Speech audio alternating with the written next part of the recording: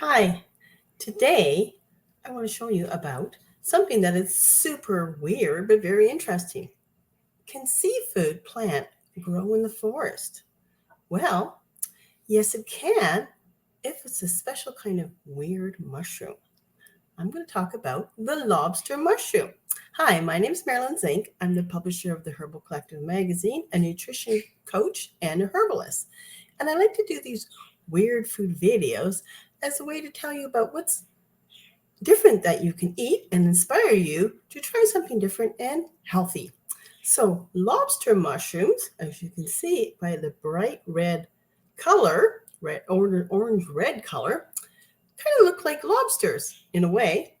And they have this kind of nice little bit of a seafood mushroomy aroma. So, this might be particularly interesting to people who are vegans if they like that seafood flavor but don't want to eat seafood.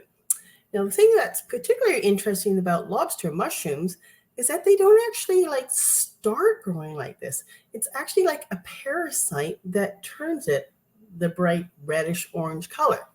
So it starts as another kind of mushroom, and then the parasite takes over and it turns it into an entirely different looking mushroom. So if that freaks you out, don't worry because these are great to eat. They're very tasty, and there's a number of different ways that you can use them in your food. One of the popular ways, of course, is just to like slice them up and you can fry them. Maybe you can put them in an omelet, or you could add them to some soups and stews, maybe a nice casserole. So there's different ways to do that. But one thing when you're looking for lobster mushrooms, is as you can see a little closer, is that sometimes there's like a lot of stuff. This is from the parasite. It doesn't grow very evenly there, and sometimes they're under clumps of dirt. So I harvested these recently in the area where I live.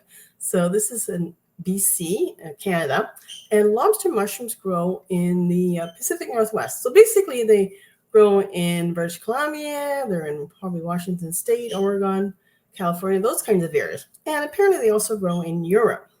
So one thing you find them is just after a heavy rainfall or a rain, go out in the woods and keep your eyes open, look for something orangey, and sometimes they're hiding under clumps of dirt.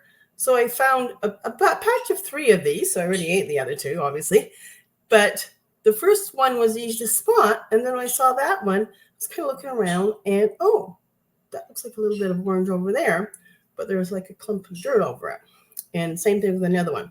So the nice thing about lobster mushrooms that you don't find with other ones is they're quite firm. As you can tell, I'm tapping on that. And see how firm that is? So they hold up quite well. And this kind of came apart, and just maybe show you how it, I don't know, kind of goes together like this. So probably getting it wrong.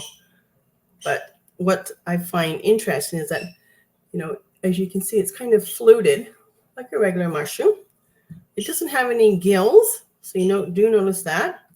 So when you're cleaning them, you want to take maybe like a old toothbrush, not one you've used for household cleaning, but just an old toothbrush, and rinse the top and just kind of get all the dirt off and stuff like that.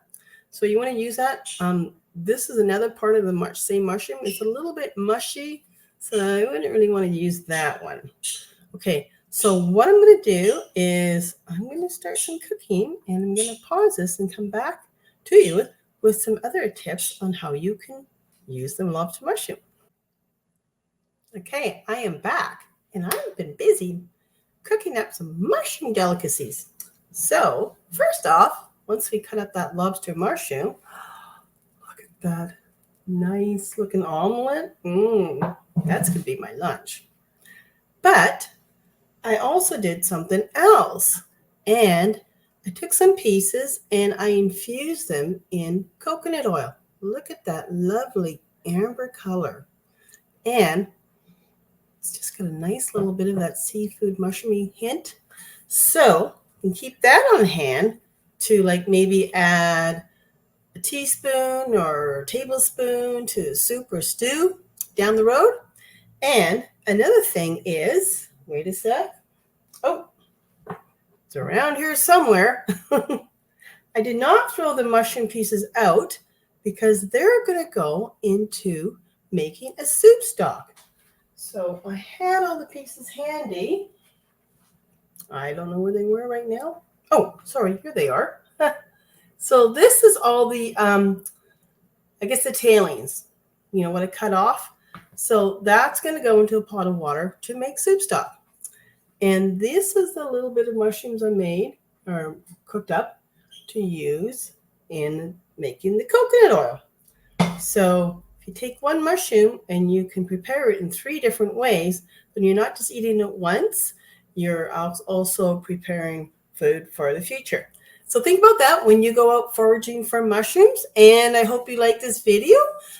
Please, if you'd like to see more of these videos, I encourage you to like and comment, share, and subscribe to our channel. And please click the links below for some more information on learning about eating healthy and using herbs and spices. So I might use some herbs in these mushrooms, maybe a little bit of ginger, but I'm not sure yet. I'm just going to try it out some. Okay, have a great day, and I'll talk to you soon. Bye.